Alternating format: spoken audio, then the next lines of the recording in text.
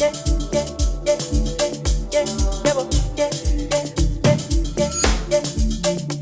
homies keep on checking you out. They wishing to be yours and they taking you out. It's getting to my head and they pissing me off. I got some real ones and they tipping me off. I know you from the inside out. We do some real talking at my mama's house. We finna get something for $1. We might just hit home in a Honda. But are you ready? I am ready. Don't keep me waiting. I'm okay. I'm just minutes away. You can come any day. I thought Tell me a bitch that's got a sponsor that doesn't suck a dick for it. Where did he? Ladies and gentlemen. Ladies and gentlemen. Girls. I'm just saying. Fine. Today we're joined by Nota Baloyi. Yes. How are you, Chief? I'm good, man. I'm good. I'm just tired of niggas asking me for shit. I wanted to do a fire intro for him. I wanted to say, ladies and gentlemen, presenting the second most controversial man in South Africa. After Yankees. Nota! No. I don't think there's anyone more controversial. So you're saying you're picking the number one spot? No, I'm just saying, like, I own the spot. We had to. There's no one else. There's we no had one to else. leave a space. There's no list. No, I'm saying there's no list. There's no. But do you do it on purpose? What do you mean? Do you do it on purpose? Do what? Trending. No, Do you make it a point? No, I don't make it a point. But I know I will. You know you will. So you speak your mind. I'm smarter than all of these motherfuckers on Twitter. My tweets, you can see that these things are written by a high-level intellectual. You can see that this guy is playing emotional games with people. He doesn't give a damn. He knows how to play with their feelings at will. You know? So you do it on purpose. Why wouldn't I do it on purpose? Why would I just be doing it by accident? Like, am I a stupid idiot? Am I crazy? Nah. Now, some people ask, bro. They want to ask, okay. Yes, but like, think about them. Who are those people that are asking? Where are they asking from? Let's just say the general. Who's paying for that the Wi-Fi? General public. The general public. I'm just saying. They want to find out But just what's think your about backup that. They want to ask me, after they ask, they have to borrow someone's money or airtime for data. And like, just think about that. So, Nota, I'm not worried about their opinions. how have you been since the last time we had you on the good. show? I've been good. It was nice to have you guys to be out in Zim. Yeah. You know, in Bulawayo. I got to see the town. Yeah. You know, I got to walk around. I got to see it first-hand experience. Small town. Did you hear a difference in language, or was it kind of similar? Nah, I just realized that, damn, man, you guys are really kafirs back there. Like, some guy came to a guy. I told you about the story. Some white guy, they called the guy boy. I was like, damn. Did that really happen? Yeah, it happened in front of me. So I thought to myself, damn, in my country, we'd knock that guy out. But I was like, you know what? You should have taken a video. Why would I take a video? It's I thought it was the other way around, bro. I might get arrested in Zim for taking a video of a white person. You know, Zim is afraid of white people. I thought it was the other way around, bro. Because what happened in Zim was Zim actually did kick out white people and took back the land. No, they did. They kicked out the poor whites. Yes. They kicked out some of the whites. Half of the whites is better than no whites getting kicked out. Nah, dog. You take out the poor whites that don't do anything, right? And then you keep the rich whites that oppress and then that pay your politicians. I mean, I guess. Oh, but maybe it just worked as a symbol to kind of... Because from my understanding, part of the problem was other countries didn't join in. What I'd heard was the plan was to start it off and then you get other countries to join in and then maybe we could dial back. How can a country make plans for other countries? Like how? Yeah, but you hope. I'm just saying. You hope someone's going to join in. How can one country make plans for other countries? Unless you're America, you don't do that. Unless you're a superpower. Yes. And Zim is not even a power. I'm just saying, it's not even a power. So imagine... You're not even a superpower, but you're hoping. I think at the time maybe they were. They were considered. Where? No, they weren't a power. What do they have? Zim is a landlocked country. It's got minuscule in terms of contribution, in terms of mineral reserves. It's not really that rich. You know what I mean? Compared to its neighbors. Just think about it. Just think about it. We shut down the South African border, Zim staffs. Oh, but we do have still the diamonds. I'm just saying. Yeah? Just a simple thing. Diamonds. We have the diamonds, but they're selling them to the Chinese. You have negligible. Botswana's got more diamonds than you. South Africa's had more diamonds than you. And South Africa owns the company that runs the diamond monopoly of the world. So either way, your diamonds have to be sold by us. So, like... Yeah, that's true. So maybe that's why we made plans was for you guys, because we knew there was a chain. Why am I saying we anyway? I wasn't there. Yeah, you understand? It's the Zim elite. That's why I keep telling you, is that you guys in Zimbabwe like including yourselves in the elite. Yeah, no. That's why I had to pull myself back. Yeah, because that was on me. Which is the elite group? the elite, the people who've got political and financial power in Zimbabwe. You know who are the elites. Yeah. I love and appreciate what you're doing in the podcasting industry. No, thank you, bro. Accepting invites from up and coming platforms like ours. You know why? Because you guys get desperate, and then you end up sucking dick, and then you end up being captured, and then your mouths are shut because you got dick in your mouth. It's true. Hey, you understand what I'm saying? So disclaimer, we didn't have to suck dick for this one. Yeah, you did it. Yeah, we didn't have to suck dick for this I one. came here to be a dick stopper. Thank you. I'm a cock blocker. Thank you very much. I'm coming to cock block everyone that's trying to get in these fresh mouths to capture all the podcasts, because you're finding that these podcasts, they're getting captured one by one. So all these companies are now trying to throw money at them, and kids are desperate. So it's like a gatekeeping situation also happening. Well, I'm ungatekeeping. I'm decentralizing. I'm making sure that you can't be gatekept, because as long as you've got me as a guest, you're guaranteed at least 10,000 views. Yeah. And if you got 10,000 views, at least because you can monetize. Actually, fun fact is the most viewed episode we have had since we started this podcast is one where we featured him. Yeah. Of course. I mean, so we're about to run numbers again. Yeah. Yeah. But that's new setup. That's where you. But at least you guys took my advice from the first one, because I told you niggas, stop this thing of trying to do a media entertainment and stuff like that from Zim. You're not going to make it there. Zim is not Hollywood. You don't stand a chance. Even the Prophet Java, all of that stuff that he's doing over there back in Zim, that's just some money laundering stuff. There's no reason for him to be throwing parties in Zim, flossing for people who don't have money. Imagine flossing for people in Zim who don't have money, who need to come across the border to get medical attention. That makes no freaking sense. It's like, why are you doing that? It's clearly they're washing somebody's money over that side. You know what I mean? Come do that here where people have real money. We won't even bat an eyelid. He tried it in Pretoria. He spent 1.2 million. No one cared. It was just in the WhatsApp group. Yeah, it was in their WhatsApp group. Like, why are you not posting this? That was a big deal for us. We actually spoke about it in the last podcast. The fact that there are people from Zimbabwe that are spending millions of rands in foreign countries and not uplifting their own country, not seeing any work that they're doing. They're wearing Gucci. They got the latest cars. In Zim, there's this new thing of being in fashion, of showing off these cars. You're showing off these cars that drive on shit roads that get wrapped around trees every week. It's true. Every week you got a $1 million car that's being wrapped around a tree because the roads in Zim are shit. Why the fuck would you take a car that's expensive in a place where you can't even drive it? We're talking about the 10 richest pastors in the world, and you were saying Passion Java is probably in that list. Probably, but I wouldn't know. But he doesn't have money. Passion Java is the face of someone who's got money behind him. Clearly, there's someone who's got money who can't be seen because he's politically exposed, and therefore he needs to wash his money using this profit. A tax-free organization. You understand? The tax-free organization, maybe. So, for those who don't know Nota, what preoccupies you? Besides featuring on podcasts, what do you do? I know there's no way they don't know me. Why how did they get here to this video? They must have watched something that led them here to the first place. So no, I'm asking what preoccupies me. No, I'm just like right now I'm just helping the podcasting, like I'm just spending my time. Like ungatekeeping. Ungatekeeping, yeah. Making sure I was really happy when I saw you on Zinga's podcast. Yeah. And you also said some people might say there's a madness to Nota, but every now and then if you thread the madness, there might be. I mean, that's what they say. But again, it's like, who are these people that are saying this stuff? But do you think that you have a loose tongue? No, I don't feel like I have a loose tongue.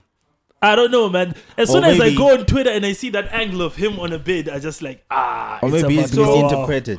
No, you can't lie on your bed and make videos. You can do the same thing too. Me, I'm lying on my bed and making videos. But we know you're about to go off. I actually have a burning question, bro. Yes. Where do you get some of burning? You took so long. Where do you get some of this information? There are things you say. I study, dog. I swear to God, sometimes he says some shit and I'll be like, nah, he's gotta be exaggerating. And then it takes like a week and a half, and then like information comes out from other sources. Then it turns out, so he knew what he was talking about. Yeah. Or do you just like have friends in the industry and sometimes you hear things or... Nah, B. I study. I study the game. Like, come on. When I say I built SA Hip Hop, I mean, I really mean it. I don't say it as a joke. I know people might dismiss it as a joke because they want to dismiss it as a joke because they feel like, okay, we can dismiss it. End of the day, dude, I decide whether you make it or not. If I think, this person is not going to make it, I can make sure that you don't. What do you mean by you just like hip-hop? that? Just like that. But you said you're ungatekeeping, or I'm ungatekeeping the podcast. Yes, that's the other media But Kbrizzy, Yamuza is saying he built hip hop. Yes. Like SA hip hop, the way it is right now, the fact that you can earn money, the fact that it's a business, that entire system, the ecosystem, I built it. I booked the nightclubs. I made sure that they started playing hip hop, right? And only 1 hour of house. Okay. So now hip hop DJs had a place to work. Hip hop artists had a place to perform. Okay. Now that these people have a place to perform, they're generating income. They're able to shoot music videos, record more music and everything else. That is an infrastructure that I built. I had to invest in that and make it possible. I had to go to those nightclubs and make sure that they are booking hip hop artists. I booked those hip hop artists myself with my money. You understand? I took the losses. How many? I did that. And what I did is that I did that, and I also didn't like gatekeep it in terms of like I now own the whole entire space. If you want to get in, you have to let go through it grow. me. Yeah. No, I allowed everybody get a piece. I showed them the whole entire blueprint, and now we built an industry. And now that we all built an industry, the whole entire point is that now that we've built an industry, we're all supposed to be rich, right? Yeah. So that we can use our money and leverage and buy other things. But what do you find motherfuckers trying to do? They're trying to be richer than the next nigga. Then we're going off to dice games, and then motherfuckers is getting shot at dice game by their own niggas. You understand? And you're like, but motherfucker, you like one of the biggest groups in hip hops in the last decade. Global. You know what I mean? Your masters contributed to 300 Entertainment being able to be sold for $400 million just last year before Young Thug got arrested and all these motherfuckers got arrested. And then you're realizing that black culture, American black culture, is owned by people who don't care about the people that come from that culture, who want to exploit it for monetary gain, right? And are able to sell it off into the markets and not care about the artists that actually contributed to creating that market value. So that market value that they've now sold into Warner, right, was created by Migos. It was created by Young Thug. It was created by all these artists. Young Thug is behind bars. There's Rich Homie Quans. You understand what I'm saying? Yeah. No one cares. They don't give a fuck. But then, it's just like the PSL in soccer in South Africa. We don't give a fuck about the players. My next we question. can get enough players to play, right? Yeah. Then what do? We give them fast cars. They crash in their fast cars because we don't train them on how to deal with fame. We don't train them how to deal with money. We don't train them how to deal with girls. We don't give them the life skills, and then these guys die. And when they die, we don't give a fuck. Whether you're a captain of pirates, Bafana, you'll die. There's not even an investigation into what happened at your death. There's not even private investigators that are hired by the soccer team. The soccer team is making millions and millions and millions and millions and millions. Slow down, slow down. No, I'm just saying. I don't need to slow down. This is really important shit. Why do I need to slow down when I'm talking about the value of a black man's life?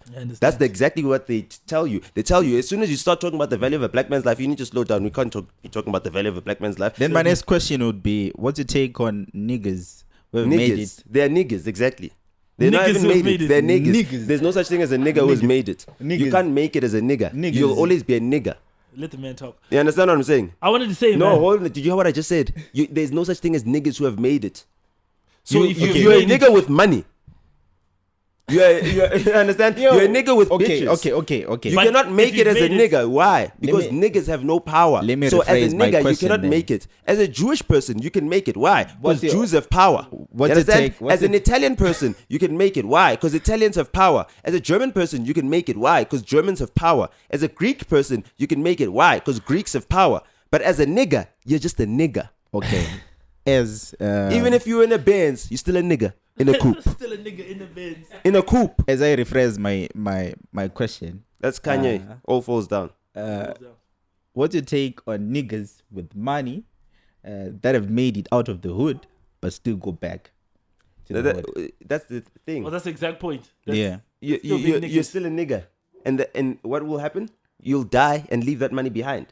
Off some dumb shit. No, not off some dumb shit. Off the fact that you're coming here with this money that we don't have. And you know that you only got this money because you gamed the system. Because the system is to be gamed. The system is unfair. We know that the system does not reward meritocracy. Otherwise, the most hardworking people would be the richest people. All the cleaners, coal all miners. the people the cleaners, the people that wipe your baby's asses, all that type of shit. They'd be the richest motherfuckers in the world. But they're not. Why? Because hard work does not pay. Does not pay. You understand? I wanted to say, bro, when you were talking about how you helped build the SA hip-hop industry, maybe what we're having is a case of people being unable to separate the man from his work.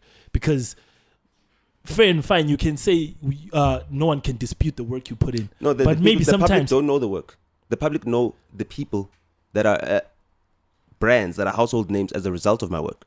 Yeah, but it's true. But so even if you explain to people everything, they'll never be able to get it. Exactly, because they cannot separate the man from the work. Because all they see are the people who are now household name because of my work. Who are the people? You name them. The whole of SA hip hop, the entire thing. It's all of it. Because now I'm thinking everything. I'm thinking of KO, yeah? KO? He's the one who always comes to me. It's like every time he's talking. He's always dissing you. No. But the fact that KO mentions me in a track for clout just shows you at what level I'm at. You understand what I'm saying? When a nigga mentions Leo Cohen in his track, not Leo Cohen, but Dio homie. Dio homie. You understand? That's Kanye. So when you mention a Leo, when you mention myself, you're mentioning the big executives. When you mention a Jimmy Iovine, you're mentioning us, the big executives. Like that's what it's about. So y'all think they're dissing us? Nah, dog. He mentions it to get the traffic. To get the traffic, and then who makes the money off of it? The industry. Who runs the industry? We do. It's fine. We'll allow it as long as it makes us money. Okay, so without interjecting for the next few minutes, what's your take on what's happening to Kanye West right now, being cancelled and everything? Nah, Kanye is not being cancelled. Kanye's been showing you guys what I've been trying to tell you. He's been showing you guys. These billions aren't real. I keep telling you. These billions aren't real. Like, you guys say, you understand? That's it. It's monopoly money, dog. Okay, I'm a billionaire. Why? Because my company is valued at this much, so now I'm a billionaire. So Forbes tells you I'm a billionaire. Okay, cool. And then when I lose that deal, all of a sudden, taken away. Yeah, it's true. So why is Jay-Z still a billionaire? Because he's still in those deals. He's not talking. You understand? Why is Diddy a billionaire? Because he's still in those deals. You understand? Kanye said, "Yo, Diddy works for the man." You understand? Jesus. I don't work for the man. Okay, they say, "Okay, Diddy, you are now a billionaire." Kanye, since you say you don't work for the man, you're no longer a billionaire. And then you just proved the man right. Yeah, it's true. Yeah. The nigga said fuck you to Diddy on Diddy's own channel. Damn.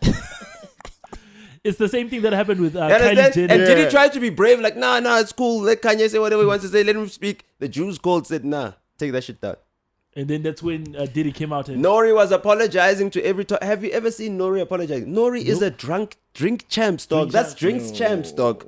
How is it a guy who's having drunk conversations having to apologize for being politically correct? Now, I understand. Maybe I wasn't the most... No, it's drinks champs, dog. You're supposed to be having drunk conversations, dog. You're supposed to just talk shit. That's the premise of the show. Yeah, that's the purpose of the show. But they took down the interview, right? But either way, I'm just saying, dog, there's many more drunk, reckless things that have been said on that show.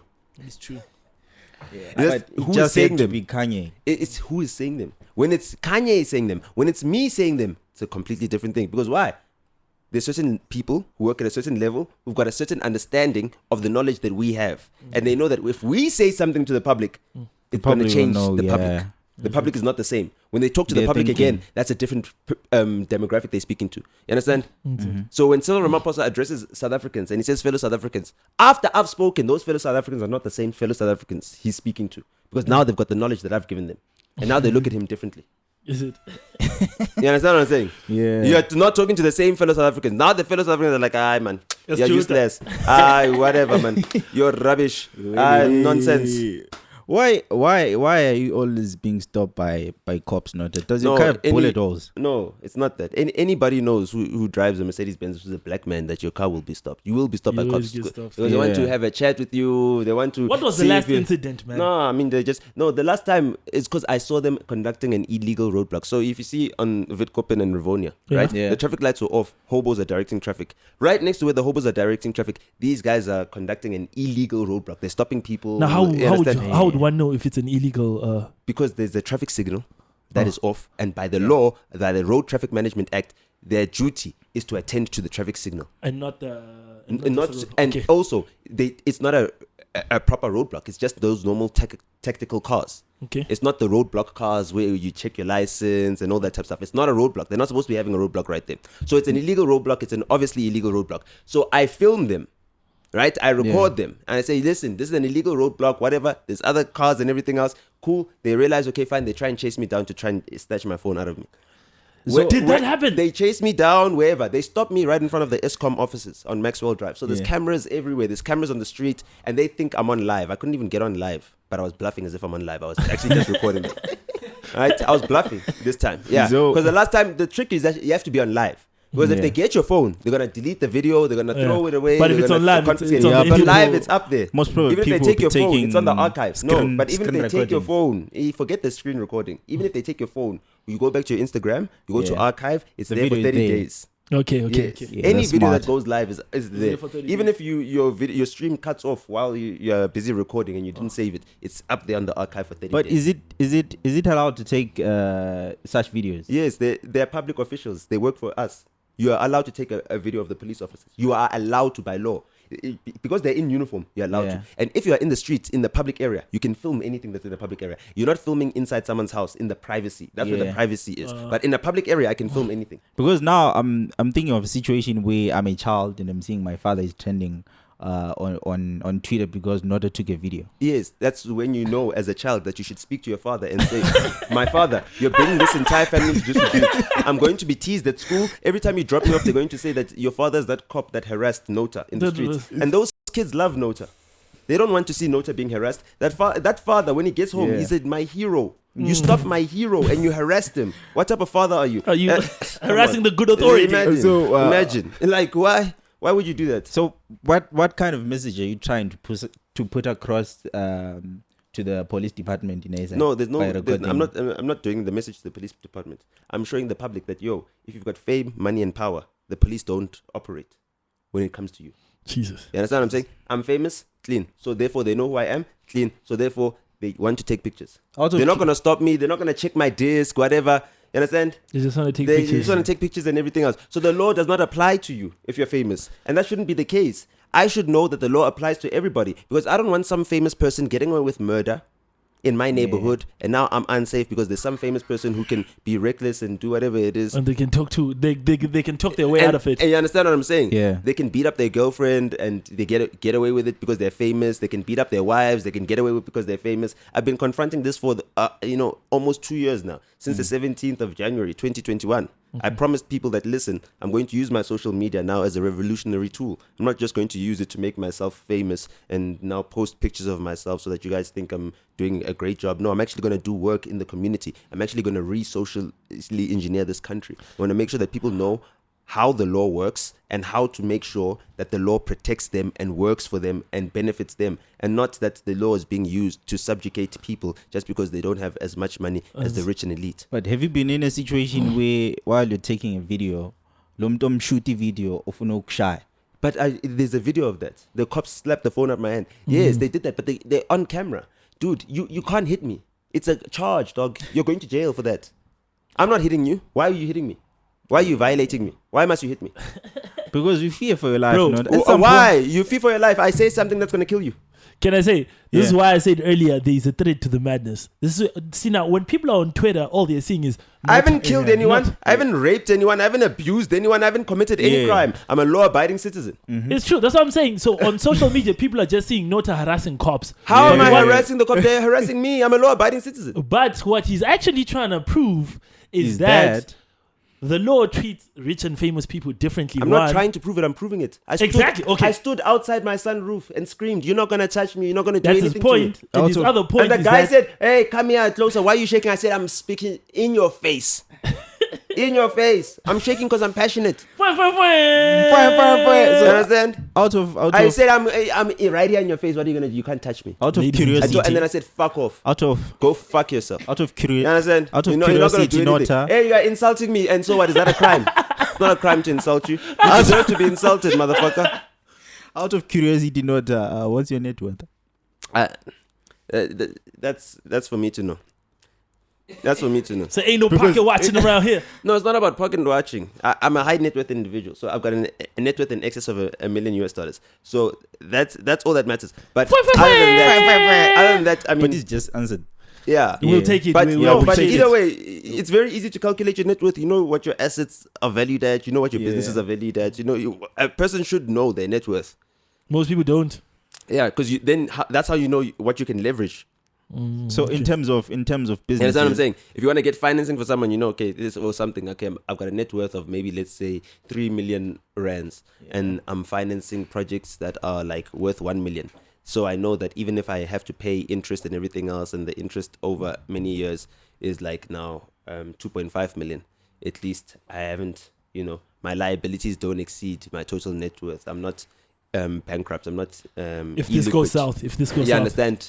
Yeah, I could liquidate my businesses and pay off my debts. So that's the most important thing. But you don't need to worry about that because you guys don't have debt in Zim. You just went left, bro. It's a good thing. That's right. It's a good thing. I mean, I guess, but then you have to get everything cash, and that's fine. You trust me. The kind of discipline it takes to actually have cash. Man, this guy, we are in an over-indebted country. But do you think? So think about it. It might be for the short term. It might be hard. Yeah. But in the long term, in the long run, it works better. But do you think the SA economy is slowly becoming like the Zim one? No. There's no way it can become like we're much bigger. Because I'm seeing... You got 14 million people. I'm seeing in total. You guys are 40. Let's say you guys got 11 million people. Like 3 million live outside the country. Or maybe you got 10 million inside your country, let's say. You got 6 times that. Because the reason why I'm saying that... you understand what I'm saying? Just like the market. You guys are starting to experience things like our load shading, water shading, which would things... Okay, where do you guys get your electricity? From here. Yeah, man, Yeah. But that one is a contractual obligation, so that's why even if you pay for it because you can't provide for yourselves, unfortunately. But be that as it may. No, that's the thing. It's not about an understanding. It's about the factual matter of it. Yeah, but, okay. The reason why we have load shedding is so that you can keep your lights on. Yeah, but yes. But is it not a contractual obligation? If we cut you guys off, we won't have load shedding. Yeah, but you can't cut us off because it's a contractual obligation. Anyway, why do I keep saying it's we? Not that. Why am I saying we? Exactly. See, you have me saying we. You can't cut Zimbabwe off. It's not that we can cut Zimbabwe off, but we'll be hurting our profits, and we're making a profit off of selling electricity to Zimbabwe. Whereas here we try to sell it at cost. If I'm trying to understand, and that was the whole entire purpose for Eskom being founded, was so that there could be a power provider that sells electricity at cost. So he's saying that there's load shedding in SA because South Africa is selling electricity to them. That's what he's saying. No. I'm saying that there's load shedding in South Africa, right? Yeah. And it's exacerbated by the fact that we sell electricity to them. We'd have load shedding in South Africa because we're not able to generate enough power for the demands of our economy, because our economy is just that large. Our economy has expanded, whereas the Zimbabwean economy has not expanded. That's why there's a higher demand for electricity. And you can judge an economy and how big it is by how much electricity it demands. The bigger the electricity, the more the electricity bill, the more economic activity is happening inside the country. You understand? So the biggest emitters in the world are the biggest economies in the world. And the biggest emitters China. Biggest emitters, China, United States of America, Germany, all of these countries, France, So all of these countries are now trying to reduce their energy consumption. And how do they do that? They do that through population control. They think that if they've got less people, they'll have less energy consumption. So China did that. They had the one-child policy and everything else. For a while, but now their populations are reducing. But the populations are not being reduced in other economies like the developing economies, like us. So they need to find other methods to reduce our populations, because they've been able to manage to reduce their populations through their own means. Mm-hmm. So how do they do that now?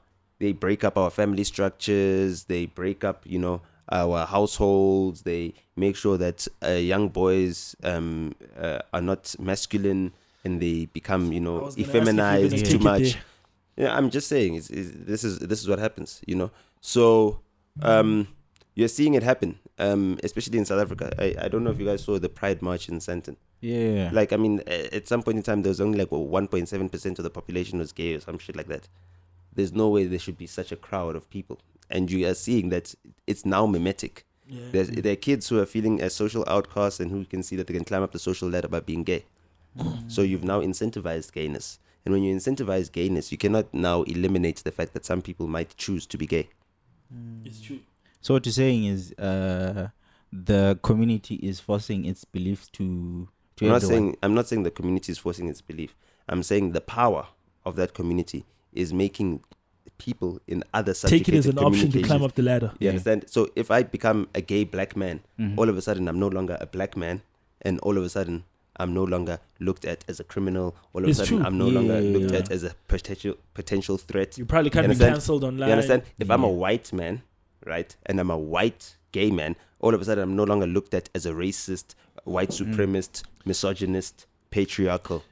You actually become owner. kind of like a victim. Yes, I become a victim. Yeah. So it's incentivized for white men to become gay. It's incentivized for black men to become gay. Because now it's like a protected you're community. just disincentivizing masculinity. You're disincentivizing manhood. And what do you do when you do that? You ensure that there's less children being born. There's less families, and then when there's less children, there's less families, there's less lights that need to be kept on. When there's less lights that need to be kept on, there's less energy consumption, and then we can reach our millennium or 2050 development goals. Ladies and gentlemen, the most controversial man in South Africa. That was You understand that? brilliant, You understand I told how you it works? niggas, there's a thread to the madness. You let the man talk long enough, it's gonna make sense. Do you have any question? What did I want to ask? I wanted to, no, he actually answered me while he was talking, bro. Yeah, he actually answered my next question. So that's what you're seeing now. So all of this energy efficiency, hey, we must save the environment and everything else. Why didn't they care to save the environment when they were building their economies? I wanted to say they only care to save the environment when our economies are needing development. So now we must stop our development, even though we did not contribute to the greenhouse gases and the emissions that are now causing all the weather phenomena that are exacerbating the climate change. Global warming. I wanted to say it's crazy what you just mentioned about how they're incentivizing being part of the LGBTQ community, because we actually had a guest. Sorry about that. We actually had a guest a couple of weeks back who actually said it was an advantage for them to make gay content on TikTok. His numbers really went up when he started doing. So I asked him, so are you saying now being gay in the entertainment space is now an advantage? And he said absolutely. Yes, it is. It's an advantage to be gay in the entertainment space, especially for males. So it's either you're a woman or you're gay. And for the Chinese, I mean, they're already facing a population crash. Their population is going to halve. By the time we reach 2050, China will be looking at 700 million people. What? By the time we look at 2070, China will be looking at 600 million people. Right? Now, America themselves, they're also on a population decline. Yeah, I know. In but fact, that's mostly the white they race. failed, but either way, in general, they failed to reach a replacement rate, consistently since 2019. So they're getting lower and lower and lower, and they've gotten less than 2 births per couple.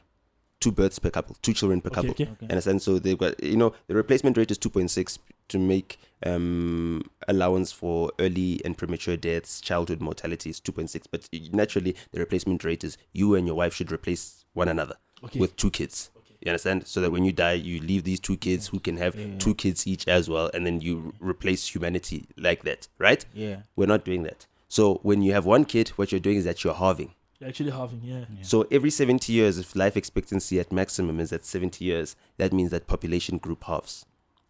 So if you're looking at a 1.1 birth rate, which is in Japan and now in Europe, and 1 point whatever in the United States of America, since it's below 2 now, you're looking at populations that are halving. And in China, since they had the one-child policy for I don't know how many years, maybe 30 years before they stopped it, that is a serious problem, and that population is halving. So it suits the elite there, because for them to be able to maintain their riches, they can't have climate change, and that's causing upheaval of societies, making cities unlivable and everything else. So to maintain the status quo, the only way to keep energy consumption low is to keep the population growth low. So they are deliberately keeping the population growth low. So the George Soroses of this world, the Bill Gates of this world, the Al Gores of this world, all of them are trying to keep population low. And if anything was going to save the environment and save us as a humanity, is for people to be able to have more kids. If we're investing in making sure that people can have kids up until the age of 18, it shouldn't cost any parent to have children. It should be incentivized to be having children. Then we're creating the new problem solvers. We're creating enough scientists to solve this climate change problem. The best way to solve any problem in humanity has always been to have more human beings solving the problem. More heads. You understand? That's it.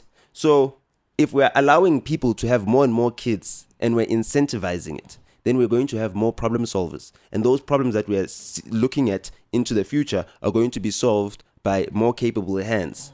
And we won't need to hold on to power. And we don't need to have the elites holding on to power for so long, because we've got so many new people that are coming in with new ideas and are coming up with fresh solutions, and also contributing to the well-being of the economy, so that, you've got a greater youth population than you have a population of the aged.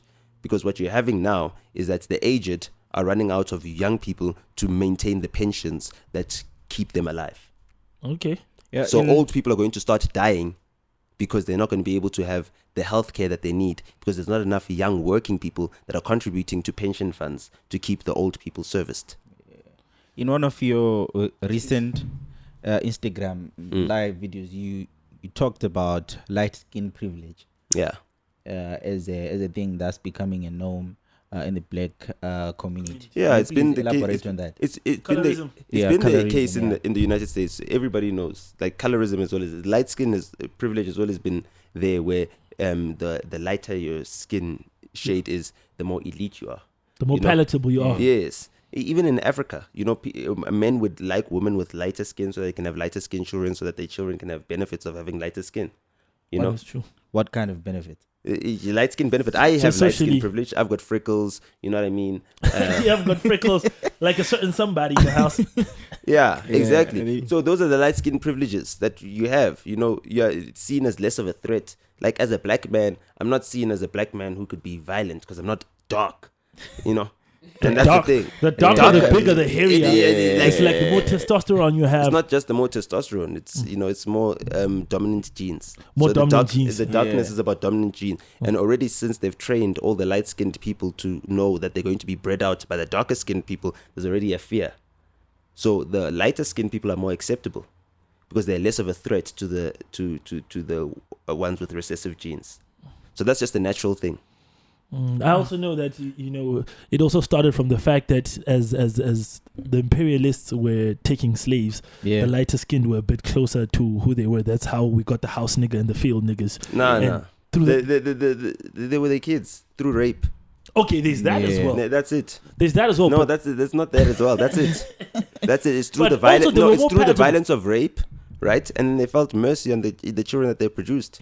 What about the case of it's not about the more palatable. In Uganda, where they divided the population and who was more lighter skinned, and then they used the lighter skinned population to oppress the darker skinned population more, and that's how it wasn't about the skin color. That was the Rwandan genocide.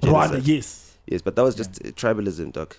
And tribalism, but the tribes also got divided on colorism. It was tribalism, right? And there was a certain tribe that was trying to have a majority over a minority tribe. So there was a tribe that was dominant. I think it's the Tutsis that are dominant in Rwanda, and the Hutus are dominant in Burundi. And since those two countries were split apart, right, each of those tribes wanted to have, a tribal hegemony over the country. It's the same thing that happened in Zimbabwe. The Shonas decided to have a tribal hegemony. Now, if you know what Shonas are a conglomerate of different tribes as well. They're the Kalankas. Shona is a group. It's not an actual tribe. Whereas the Ndebelers are a tribe, a unified tribe. And to ensure that the Shona group could have like a dominant hegemony over the Ndebelers, who were a unified group and who also identified as people from, what's the country that you guys say that you come from? From South Africa. No, not from South Africa. There's a region you call Matabeleland. Not Matabeleland. Mtwagazi. Yes. No. Oh, the man knows his stuff. Yeah, understand. So the Mtwagas is yes, the Mtwagas. So that's the history says. You understand? So in the history, you guys wanted to now have your own country. Yeah. You understand? Mtwagas. That's the thing. So for the Shona people to actually have a hegemony over you, there was a feud that was now created, so that these different groups that are now identifying as Shona, right, can now self-identify themselves by having a mutual enemy. Okay. Yeah. Which is the Mtwagas. And that's why the conflict ensued. And then it ended up in genocide. But do you see colorism? But now that genocide happens between people of the same country. So how do you now resolve that genocide and still live together as a country? But the problem with identifying as a country is most countries are borders that were actually divided for us by, was it all countries? Is it 1885? All countries from the beginning of time. There's always been borders. Yes, but these borders change. The current borders we have. Yes, but if you move back 1,000 years, those borders were also different. So now you're going to complain about the borders that have been around for 90 years. Meanwhile, borders have been moving for thousands of years. Yeah, but these current ones. And you haven't complained about those borders from thousands. Let's go back to the borders during ancient Kemet. Let's go back to those ones. How about that? We cannot go back to that ones. Life has progressed. Okay, These current ones are a result of how life has progressed in today. We're not complaining about the borders today. That's a stupid thing. But it's we a don't know futile about argument. what happened during Kemet. Yes, we do. It's written in the history books. It's been recorded. But what if like the first... You haven't studied it. You don't know. You don't know. Okay. You say you don't know. That's why you're here, bro. It. That's why you're here, bro. I'm not here to be, the authority of all the knowledge. I'm just trying to say this knowledge is there. You can go out and search for it. You can travel. You've got a passport that can take you to Cairo. Yeah, visa free. You're Zimbabwean. In fact, you guys don't even pay visa on African travel. South Africans, we have to pay in certain countries. Zimbabweans, you guys have got a full African visa. Any country you land in, mahala. You understand what I'm saying? So you can go to Egypt with your Zimbabwean passport where you don't have to pay, where South Africans have to pay. My question was, do you see colorism ending? Like, is there a solution for... No, for me, I don't think there's any solutions for anything. Yeah. There's only trade-offs. So I do what I can do. So I move with as many people as I can move with, and I move them to the direction that I feel is best for the grandchildren that I want to have. The future generation. You know what I mean? Yeah. So colorism is always going to be an effect. You know what I mean? But I use my light skin privilege to benefit those who are darker skinned. If you look at all the artists that I've worked with, a lot of them are dark skinned. I produced Kid X's album, Ndebele rapper. He's dark skinned. Produced Questa's albums. He's dark skinned. You understand what I'm saying? I thought that selection was just off talent and not, or other things just came part rather and parcel than of what was color. happening. It was more of talent than color. Dog. How many black boys can rap and have got deep voices that can rap? It's not a talent thing. It's a luck thing. You're fortunate enough to meet right someone. place at the right time. You're fortunate enough to meet someone like me, who knows the business, who's well connected, who's dedicated, right, and who can get you to the next level. And that's about it, dude. Right now, taking a picture with me will make you famous. Just in general. I took a picture with this guy. All of a sudden, you're lit. We have no arguments there. We have no arguments there. So in the morning, I was just scrolling through your Instagram page, and you posted something about Black Coffee's child, son Isona. It was going down today. Yeah. What's happening? Oh, Angiti is trying to make his son a famous DJ. His son is a grown man. He must be able to take it. He's in the public eye now. Yeah. So if you're going to go out there, you're going to put your poster up there, you're going to face the same criticism. For the sins of the father, the son will have to pay. So if the father's going around paying police officers to come and rough me up, traumatize my family, traumatize my wife to the point where she feels that she's in danger around me because police officers can come and attack me. It's not hypothetical. It actually happened. Oh, okay. You understand what I'm saying? That's where it comes from. That's where it stems from. Is it? Yes. Just because it happened in February the 26th last year doesn't mean that me, a year later, have forgotten. In October 2022, I've forgotten. I just take my time. You understand? I take my time. I take my time in picking this battle, and I needed to wait until the right opportune moment. So now I see that the sun has got a nice brand. Perfect. Hit him where it hurts. You got something to lose now. Now you got something to lose. Now I hit you where it hurts. He said he's coming. Yes, he said my son will be here. You're making threats. I'm not making threats, bro. I will troll you on the internet. I will clown you, dog. On the internet. I'm not going to do anything illegal. You can't charge me. You understand? I will troll you. I will troll your 45-year-old ass, dog. Your 45-year-old ass. You're using your son to get bitches. Oh, dog. We have no time. Come on. That's what he does. He sends his son to slide in girls' DMs. Yo, do you want to hang with me and my dad? What is that? Is that actually going on? Do you have proof of that? Dude, the bitches have proof. Oh, which bitches? The bitches, they know themselves. They're watching this thing right now. And they're like, yes, they're liking.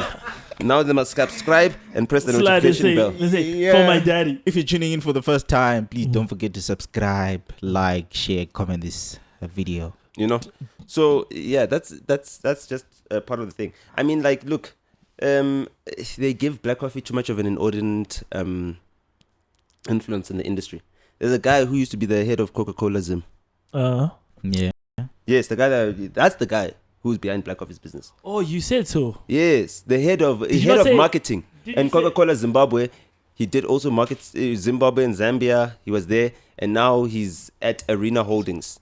head of marketing at Arena Holdings, and he's that got owns shares. Times Life. Yes, which owns Times Life. So there's someone that's backing him. Yes, he's a corporate guy. There's no way you go from being head of Coca-Cola to now owning a company, a media company in South Africa as a big shareholder. As Arena Holdings. You understand what I'm saying? Yeah. No. So there's someone, a big Zimbabwean businessman who needs Times Live or who needs Arena Holdings to protect them, right? And so they were using him to own shares, and then he's using Black Coffee as a front. Okay, he's a guy we can use to say, hey, we've got a guy in the music.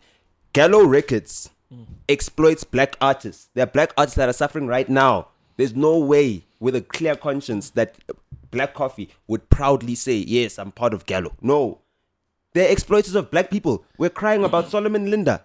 Yeah. We had Heritage Month in dedication to Solomon Linda. Yeah. Solomon Linda's kids haven't gotten anything from his work. The whole They've gotten time. a couple millions, but nothing compared to what they should be getting. Nothing compared to what Disney has been making off of their grandfather's work. Yeah. You know what I mean? Yeah. Jesus. So, Damn. there's no way a Black Coffee would proudly say, yes, I'm part of Gallo. I would never say, unless I would buy Gallo and give all the black artists back their masters, back their rights, and make sure that they're earning and that they're living. I wouldn't proudly say, yeah, I'm a part of Gallo. You know what I mean? Water to wash this So basically, I mean, there's no political objective for any Zimbabwean businessman to now allow South African artists to actually own their rights. Okay. So exploiting the South African artists wouldn't be a problem. So I wouldn't judge him harshly. But if you are a South African artist, you've worked with Brahu, and Brahu's rights are being exploited by Gallo. He couldn't get those rights. Jesus. You understand what I'm saying? Why would you be part of the exploitation of black artists? And if you're someone who actually And the considers face himself of an it, icon. the face of it, you'd be used as a face for it. So that's why you are able to go to Israel, which is an apartheid state, without any objection. Because you're the face of exploitation of black people. You don't care about the exploitation of black people as long as your one hand benefits. Please, do you have a question? You know, they say God won't give you with both hands. He said at the end. Yo. Once again, I go back to what I was saying. There's a thread to the madness.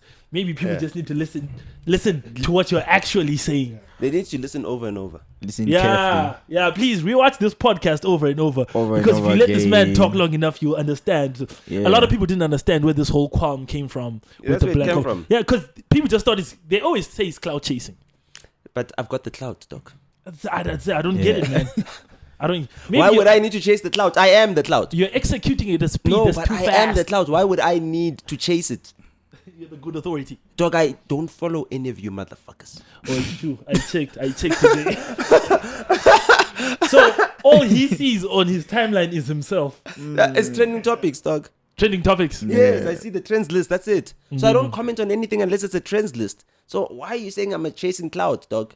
Y'all motherfuckers made that shit trend before I even started tweeting about it. He's back. He's chasing I'm serious. Yeah, I'm just tweeting on something that y'all made trend. I'm like, oh, okay, this is what's trending. This is my opinion on it. Just like anybody else. Just because I'm me, now I must be identified. I must be profiled because it's Nota. Nota must not have an opinion. Because Nota's smarter than the rest of us, and his opinion will make our opinion sound stupid. So he must keep quiet so that we don't sound stupid. Maybe no other fucking that's chance, what's bro. been happening. You've been making people look dumb, and people with money. I'm not making them look dumb. They're dumb. Here we go again. They're dumb. Here we go How again. can I make you look dumb? Have you considered writing a book? Do people read books? It'll come. Yeah, they do. People don't read books. I'm telling you. People Yeah, don't but read people books. don't. Nah, they people don't. want bite-sized information now. You gotta do like quick people TikToks. buy books so they can take pictures, or they can have a bookshelf that's got lots of books. It's about showing off the bookshelf. Look like I Trust like me. I do read. Yeah, you understand what I'm saying? Because I look at those books, and you can see that these books are in Clean. pristine condition. Never been touched. Yeah, please, do you have a question? Now I feel like he should slow down his execution. He has some solid points. He's just executing them at a superhuman speed, and all people see is a cloud-chasing, light-skinned guy. Nah. But at the bottom of it, there's a methodology. That's not what people see. You know what you see? That's what people You see. see people trying to make me out to be a cloud-chasing, light-skinned guy. It's true. So they get a mob of people. It's like we want to start looting at this mall. We just need to pay 10 guys to start looting. And then momentum builds. And then everybody else is going to see. And then it's mimetic. And then everybody sees, okay, there's a reward for this. I tweet nonsense about Nota. I get a lot of retweets. Now let me tweet nonsense about Nota. And then everybody piles on. And they get a lot of retweets and they start retweeting each other. And then it becomes a follow party. But, you know, part of my problem also with how like people consume information on the internet now is when something happens, the first thing that people do is they don't actually go read an objective article on whatever happened. Yeah. They go to where The comments. Yeah. So what you're actually doing Straight. through the comments is you're waiting for people to formulate an opinion for you. So I just heard so and so did this. I don't go read the objective information. I go read subjective opinions, and I'm like, yeah, but people are right. They And don't I get the full context. Which That's is why usually Twitter what started happens. asking. That's why Twitter started asking people, are you sure you don't want to read the full article before you reach it? Exactly. Exactly. 'Cause people just, so that's what happens mostly under most of his tweets. If you go under Nota's tweets, it just takes who are these famous accounts? These essay accounts. About these- Chris Excel. Yeah.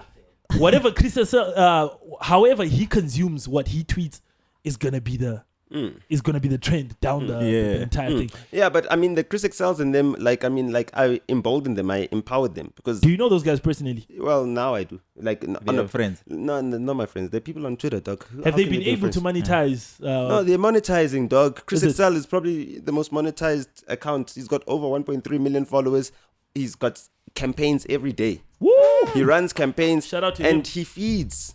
Yeah, There's shout out to Twitter Chris streets. Excel. There's a lot of promoters that work with him. You know what I mean? He spreads the bag around. There's not You know what I Barry mean? Roo. There's Yeah, Musa there's a lot of them. Kaula. yeah. You know what I mean? There's lots of people that are on Twitter. Musa Kaula. You understand? They're making money.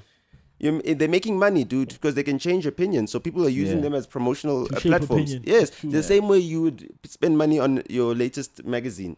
You know what I mean? A lot of people would pay to get a True Love cover.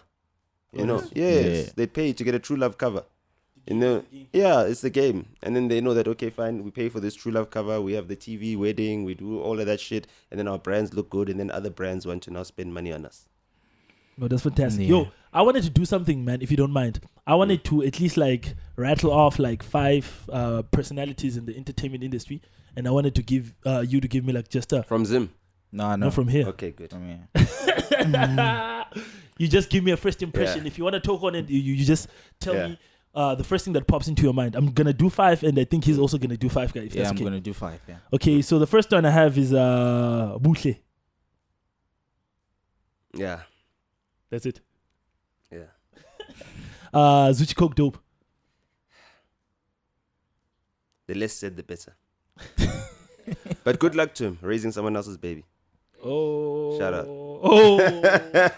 Is this public information, man, or are you? I don't know, but it doesn't look like a nigga. Okay, moving on. Uncle Waffles. Yeah. Well, look. You're killing us, bro. Wait. You're killing us. Wait. You know what? Uncle Waffles, she puts on for Swaziland, you know? Yeah. And the main thing that I was against is her being used as like a sex object. Okay. By her team and, you know? By a team, you mean the managers? Yeah, whatever. Whoever she's working with. The managers. You know, it's the man. Quote unquote. And the manager. But we call him manager.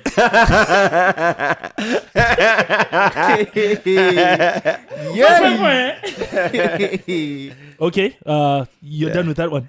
Yeah. So, I mean, like, you know, I just hope that she can maintain, you know, a solid brand over a couple more years. A good stretch. Yeah. And work on the DJing and this, you know, that skill, because it's going to be tough, man. There's going to be new girls. It's true. You can only monetize sexuality for so long. Yeah. And also, like, you know, girls like her, they lose it when they then get boob jobs and then they start looking. Pella, let's be honest. The audience, right, for a girl like Uncle Waffles is guys that look for girls that look young. You like them fresh. No, it's not that I like them fresh. I'm talking about that audience. So you need to look at a female's audience, right? And you need to look at what type of guy would leave his wife at 2 a.m. to come spend money in the club because this woman is here. Okay. That's your target audience. That's your actual target market, right? That's who Uncle Waffles' target market is. And those guys, they like those girls because they got that Kate Moss look, like they're almost ageless. You know what I mean? Even in their 30s, she still looks like Black a don't teenager. crack. Proper black don't Under crack. 21 or something like that. She's forever 21. That forever 21 look is about a young, you know, looking girl. So if she gets a boob job and then she starts looking like all these other girls that are thick and everything else, then her expiry date comes quicker. But if she's able to maintain that look that she's got, cool. You know, that audience will forever be with her. It's just like the guys that like Selena Gomez. Oh, yeah. Why do you like Selena Gomez? She looks like a teenager. You dog. To this day. Even Ariana Grande. You understand the saying? They look like you saw Bill Clinton. Who? Bill Clinton. At Aretha Franklin's funeral. You didn't see the way what, he looked at did Ariana? Hey! You can see he's like, is she my new intern? I could get some of this work. On the stage, dog, he was losing his mind. And Ariana Grande wore that knowing that she's going to make these old men lose their minds. She knew that, and that's her target audience. So that's the target audience. Understand? And now what's going to happen? Hillary Clinton's going to say, oh, Bill likes that. Okay, cool. When we're doing our campaign, whatever, let's book her. Throw some bread her way. Throw all the bread her way. And we say, hey, make sure you look out for us. We're throwing all the bread your way. You understand? So, I mean, she can get the bread thrown her way that way. You know what I mean? The game is the game. The game is the game. And plus, I mean, she's the most prominent person out of Swaziland. Yeah. Like, there's no one else. Waffles. Think about that. Oh, you pivoted hard there, bro. She's the most famous person from Swaziland. Outside the King Mswati. In fact, she's more famous than King Mswati. She's more famous. Because Drake might not know who King Mswati is. Yes, exactly. But he definitely knows who Uncle Waffles is. You understand what I'm saying? And that's his type. All right, number 4. Bella Hadid. Masekand Ding Dong. Yeah, man. You see, Jub is a pathetic guy, man. I can't, like, dog, as Jub, you've got a mom that's got money, you've got all these things, and now you're working for a measly, I don't know how much, 10,000 rands. He's fixing the country. You're not fixing the country, dog. If your son is busy getting expelled from school to school, your son, you understand what I'm saying? Your pride and joy. He looks exactly like you, that little guy. The boy. He looks exactly like his dad. You understand what I'm saying? He's a spitting image. And now all you can do is look at him on the phone and look at pictures of him. And have him being raised by every boyfriend that comes into your baby mama's life. And you don't know how long they'll be around, if they'll live to tell the tale. You understand? You don't know. You understand? So now, how are you not stopping everything? Stop that TV show, man. Get your son. Stop. Everything must stop, dog. You're going to allow your son to be raised. You don't want the man to fix the country. Dog, fix your son. But I had the rumor that... Dog, the country doesn't care about you, dog. You're not fixing the country doesn't care about your son either. Your son's well-being is in your hands, dog. I had the rumor where Jola 99 is scripted. It doesn't matter whether the show is scripted, dog. What matters is that man is not raising his son. He should have come out of jail to come to raise his son, not to come onto TV and pull people's sheets open. So many spikes.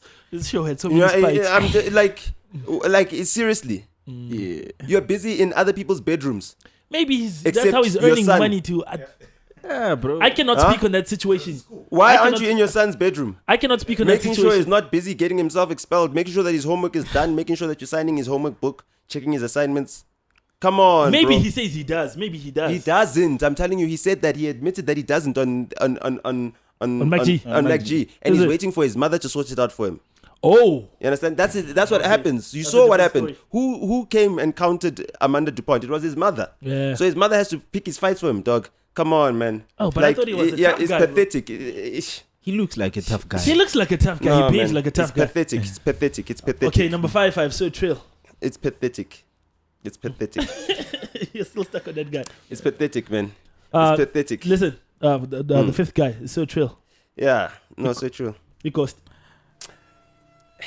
Alright, moving on. Number 6, Duncan Scoover. No, that's my G. That's a G. Oh, yeah. Shout out. Finally. Yeah. Got someone. A safe landing. No, a safe landing. I mean, what can I say about so true? No, it's fine. Nah. You have nothing. There's nothing to say. Yeah, let's move. There's nothing to say. Let's then. move. Let's you know what I mean? Heavy K. Heavy K, that's my G. That's a G. Shout out. Pretty ugly. How do you get beaten up in front of your girl, dog? Dog, even when the cops were arresting me in front of my wife, dog, I made sure that those cops got to the police station without any badges. I made sure that my wife You put up a fight. I made sure that my wife sees that even with guns, You're not I scared. trapped these Not boys. in front of you, baby. Not in front of you. Not in front of you. Your wife cannot see you getting beaten up, dog. Hey, and trust me, anytime cops stop me in front of my wife, I embarrass those cops. 100%. I make sure Just that they in know case. that in front of my wife, never. Never. And that's what they want to do. They want to humiliate you in front of your wife. Never. Because that's how you also get to You a understand? man. That's why I'm vulnerable. You understand? That's the thing. That's how they do you. They make you look vulnerable, and then your wife thinks, this guy can't defend me. What if the punches were hard, bro? You saw the first punch. He went down on the first punch. Was pretty. That dog. Man, why are you putting yourself in such a situation that you have to be desperate enough to get in the ring with Casper? Would you get in the ring? Why can you not put up 250K like I did and say, Casper, let's get into a rap battle? You don't have the 250K to challenge Casper to a rap battle. I put up the 250K. It's still there. It's in my fixed savings account. It's sitting there. It's sitting. Are you calling him out again? It's earning again? interest. Are you calling him out again? Dog, anytime. The money is waiting, but he doesn't have 250K to put up. You understand what I'm saying? He doesn't have it. I guess this is the call out Unfortunately, you understand? No, I'm just saying he doesn't have it to do a rap battle. Let's do a rap battle, dog. So why are we boxing, dog? A number. You understand? Yeah. You must put up them racks, bro. Nah, I put them up already. I put them up, dog. On number 9, we have SK Koza. What a waste.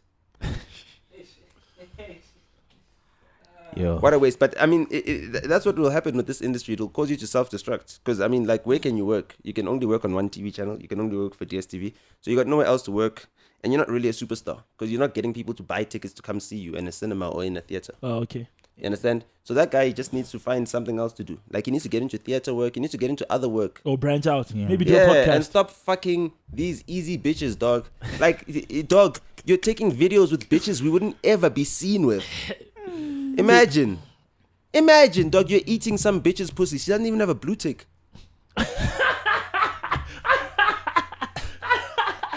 So we know who was getting eaten. I thought people don't even know. Oh, we don't know. She doesn't have a blue tick. No, I don't. The point is that she doesn't have a blue tick. You understand what I'm saying?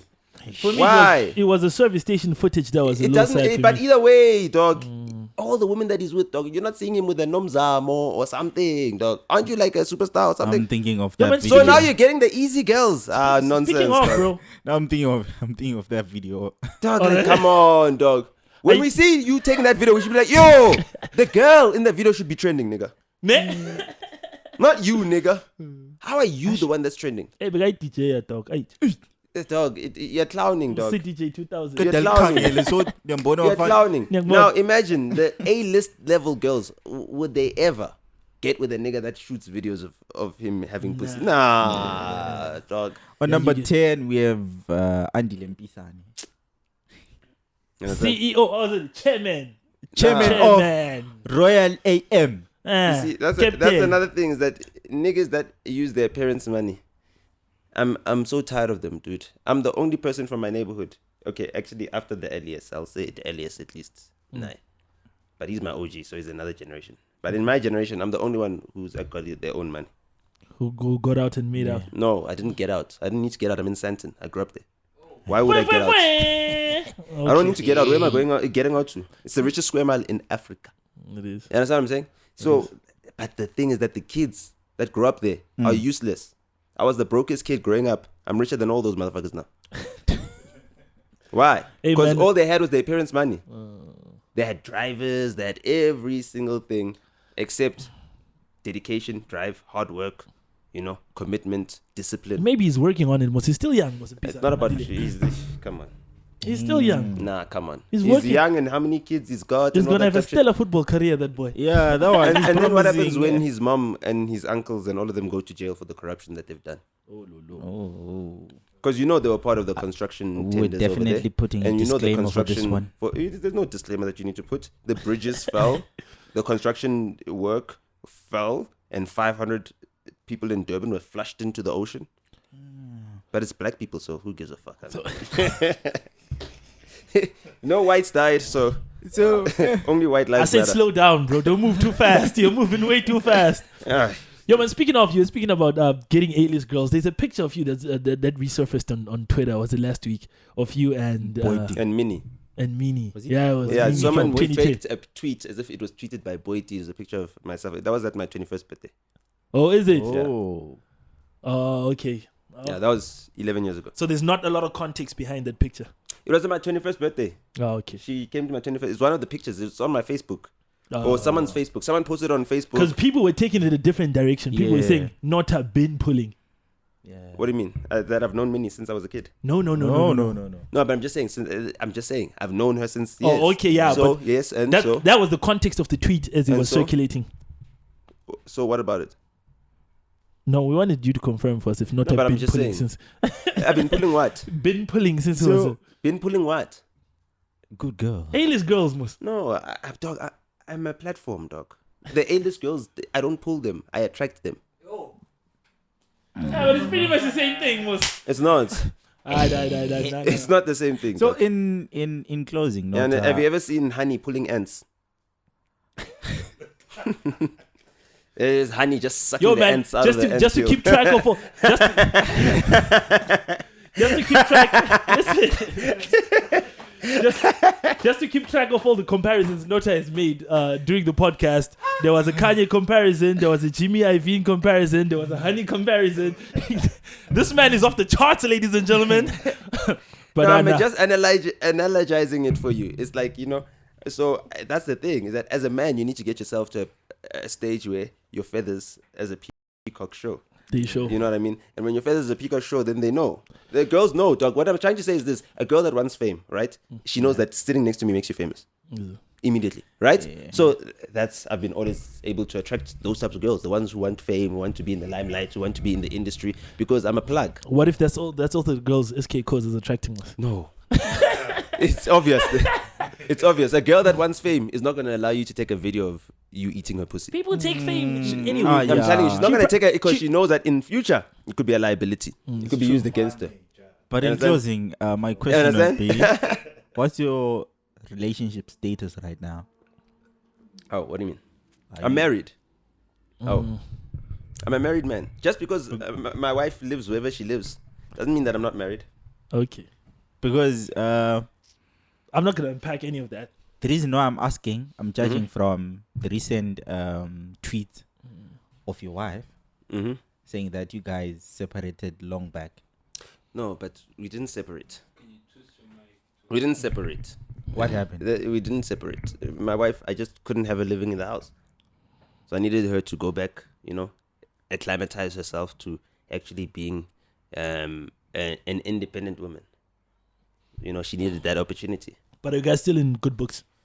Look, we're working on things. My wife is a very complicated being. That's why I was actually in Zim. More complicated than you, sir.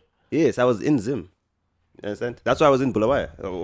Why would I be there? To fix things. No, I wasn't there to fix things. What was that? I was there to say, I can fly to Zim if I want to. Ladies and gentlemen. You understand? Just to say, I can be in Bulawayo right now if I want to. And then I come, I do a podcast. You understand what I'm saying? I'm just saying, even in Zim, I'm that guy. You understand what I'm saying? So just think about that. It's like I'm that guy. It's like if my wife wanted to basically now take quiet time away from me, she'd have to spend it on another planet. Where Nota isn't the good authority. You understand what I'm saying? but you understand? Bro. So it is what it is. I spoke to you guys. I spoke to a lot of guys. I spoke to another podcasts. It's very complicated. Number one, when you're dealing with a girl from Zim, you're dealing with the Zim traumas. And you guys know the Zim traumas. You guys all have fathers who've lost their wealth. All of you. Not one of you has a father who hasn't lost his wealth. You understand? So when hyperinflation hits every single man in Zim suffers from depression. What does that do? It filters down to their daughters. Why? Because the daughters cannot respect a father who cannot protect and provide. So when all the fathers cannot protect and provide, all the fathers are disrespected by the daughters. So if you're marrying any Zimbabwean woman, you're marrying a woman who's got very little respect for men. It's a general thing. Ladies and gentlemen. You understand what I'm saying? Boys and girls. Like, you need to know that. So the thing is that, I'm the type of guy who can do that. I'm the type of guy who can marry the firstborn, knowing that she's got 4 sisters that I'll also need to be able to take care of. You understand? Because my father did that. He married the firstborn and he took care of all my mother's sisters. Yeah. You understand? Because Nota, why I'm asking is, I saw a tweet from Uperita saying, you guys...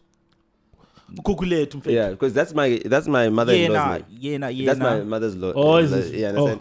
Yes, Ukukulet, yes. But he knows her as Ukukuleto. Mina, No. What I'm trying to say is this. You know her as Perita Afro Soul. Yes. Yeah. Yes. When you say Perita, that is a person, right? Okay. You didn't name the handle. You said that is my mother-in-law.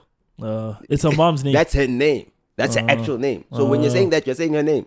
Okay. And you know that when you're putting this on the ByoPodcast podcast, the ByoPodcast audience are watching this, and they know who? They know my mother-in-law by name. Okay. You understand what I'm saying? So wait, I need to explain it to you, because that second identity, the artist identity, stage identity, is a South African identity that emanates from before the music industry was all on the internet. So when she was doing her music back in 2011 and starting out, she never knew that the internet would take over everything, and her music would be able to cross borders through the internet. Okay. So she didn't think of that when she was choosing her artist name and everything else. She just thought, okay, let me honor my mother, Sentiment. Yeah, sentimental value. But now the internet age has come, and now I'm talking on. My wife is not famous in Zimbabwe. You understand what I'm saying? She's not famous in Zimbabwe.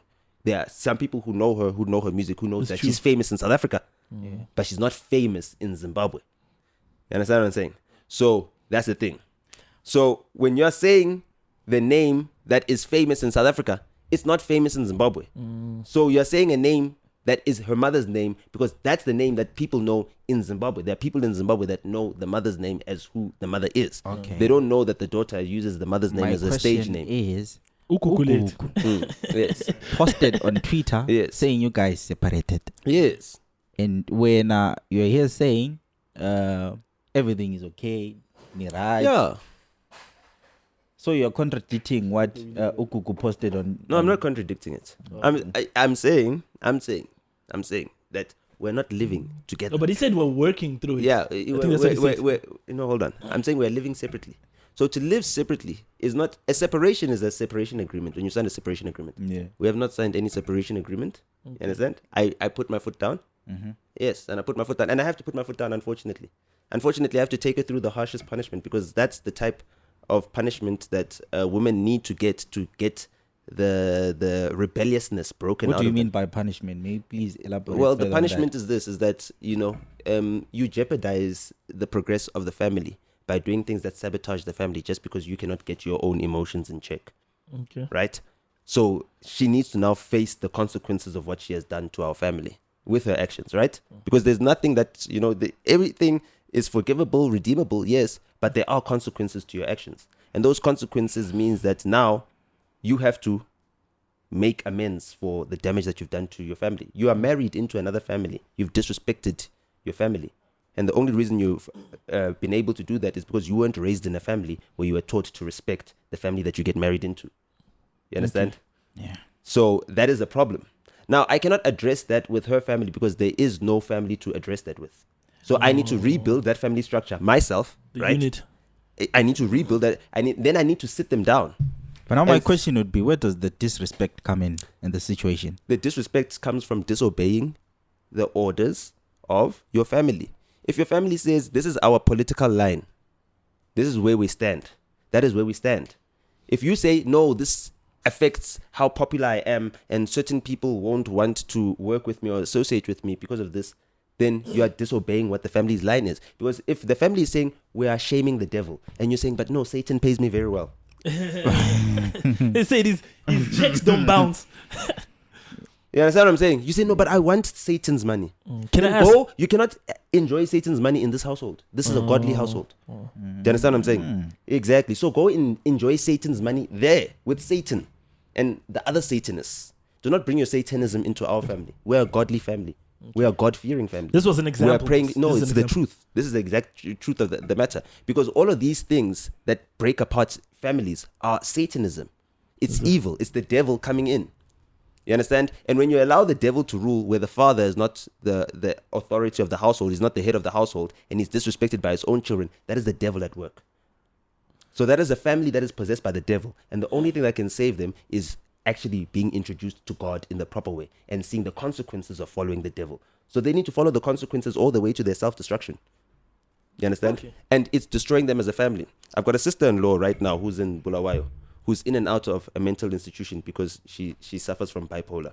Okay. I've got all the money in the world to assist her. We've got all the best mental hospitals in South Africa. They're not stopping you from assisting. Her sister, my wife, is refusing. Do you understand what I'm saying? Okay. And the sister is refusing because she wants her father to be the one to do that. Now, my father is working as a farm worker in New Zealand. Why? Because of the economic situation in Zimbabwe. One of the best teachers in Zimbabwe has to work as a farm worker in New Zealand. You understand what I'm saying?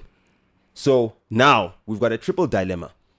You understand? And what about my other siblings? My younger brother-in-law, he's 21 years old. He can't go to varsity. If he can't go to varsity, he can't get a proper degree. He's not even Shona.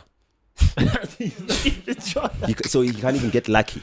You understand what I'm saying? What's going to happen when he's 25 years old and he actually needs money? What's going to happen when he's 30 years old and all his other peers are getting married and everything else? He's going to want to hang himself. And why? Because his father is not in the situation to say, listen, this farm work, I'd rather starve and be poor in Zim. Understand? And maybe try to sell tobacco on my farm or something on the land that I do have access to. I'd rather do that and fix my family. But he now, because of the deprivation that has happened to men in Zim, he's still trying to fix the situation that he cannot fix in his old age. From abroad. With the muscle that he is left with after working for all these years.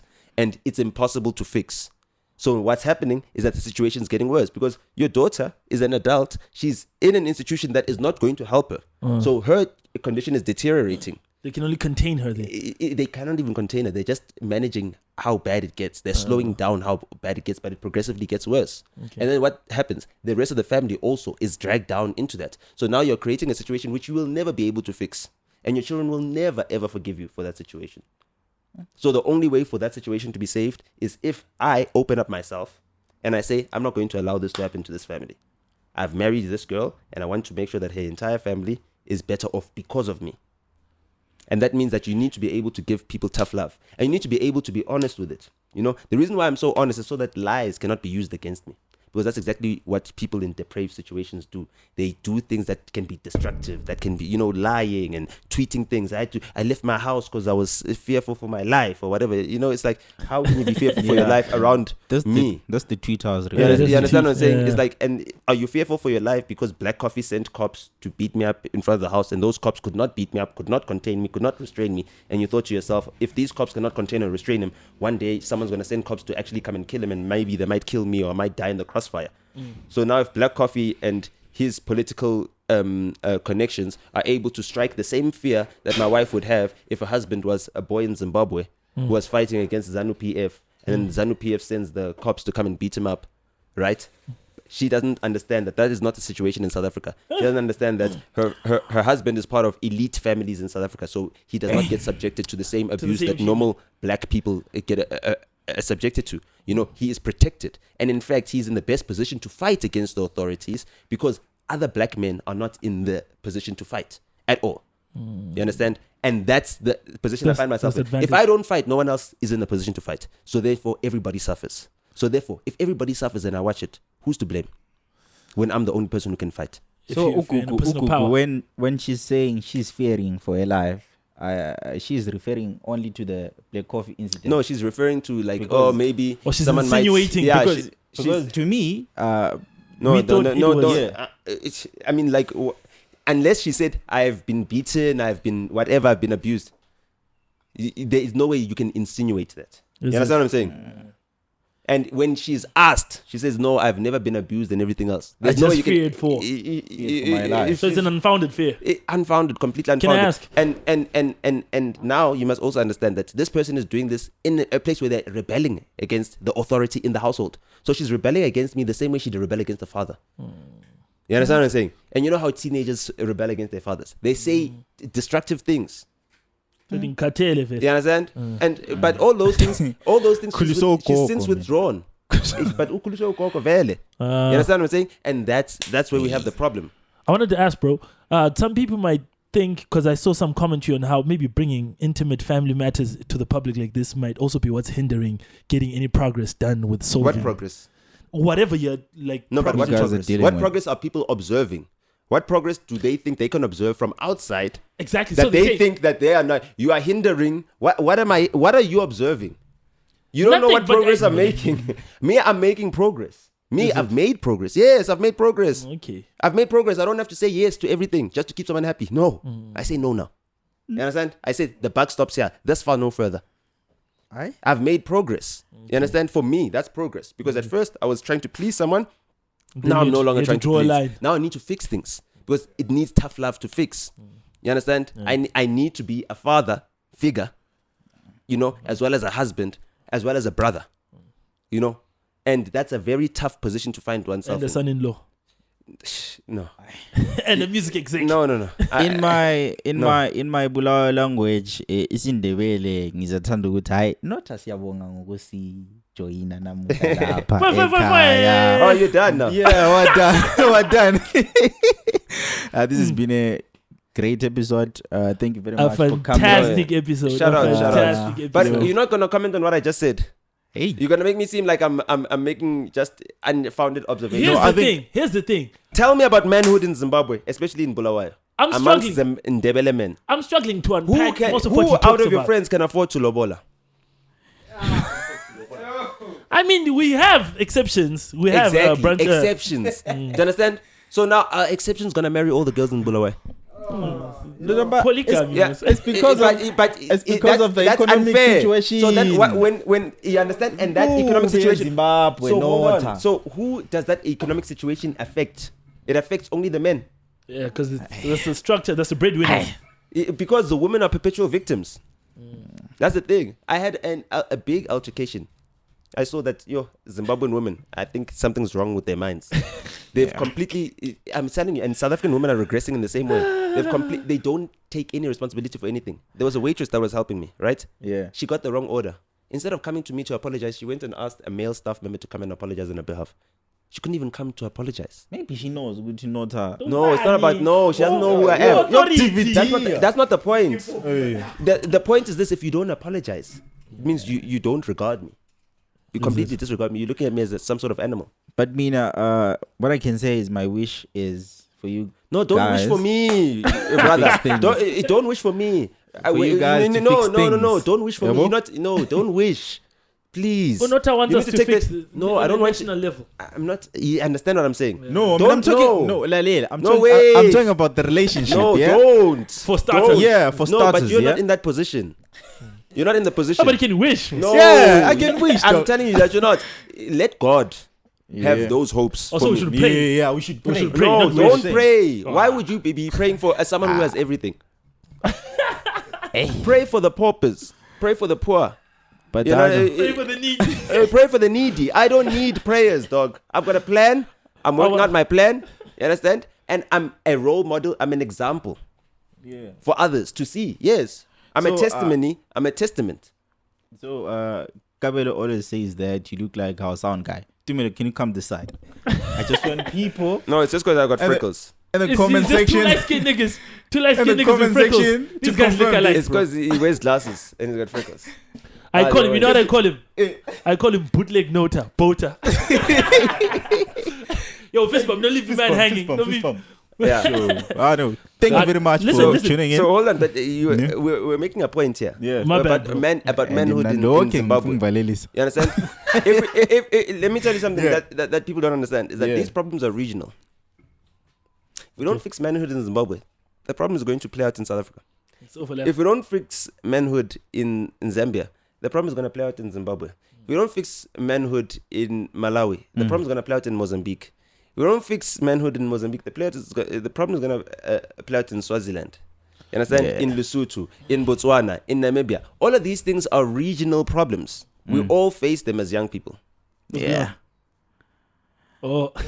Listen.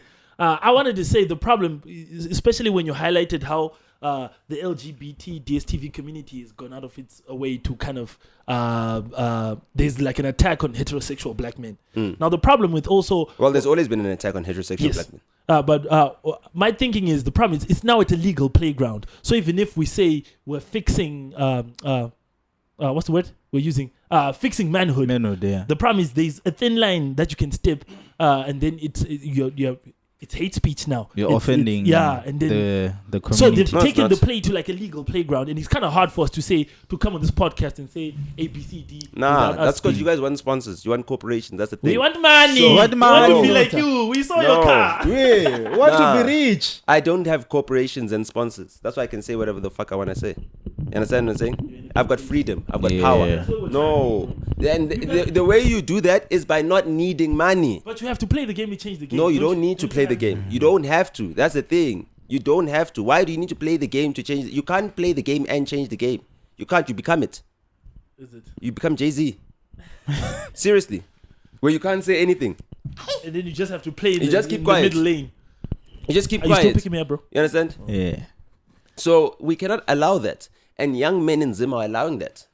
They're allowing that because you're taking pictures of Prophet Java. You're taking pictures of this shit. No, when you take pictures of this shit, you're just saying that, listen, I am signing myself up to death as an incel. I co-sign this shit. No, I'm an involuntary celibate man and I will not reproduce.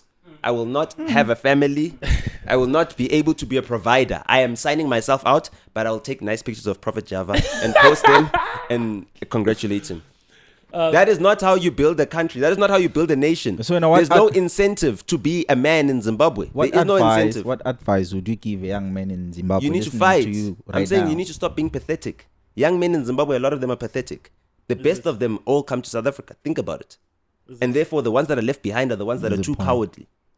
Seriously. So you've got a whole bunch of pathetic men that are left behind in Zim, right? What are the women in Zim going to think about them? They're going to be like, I'm not going to be with these pathetic men.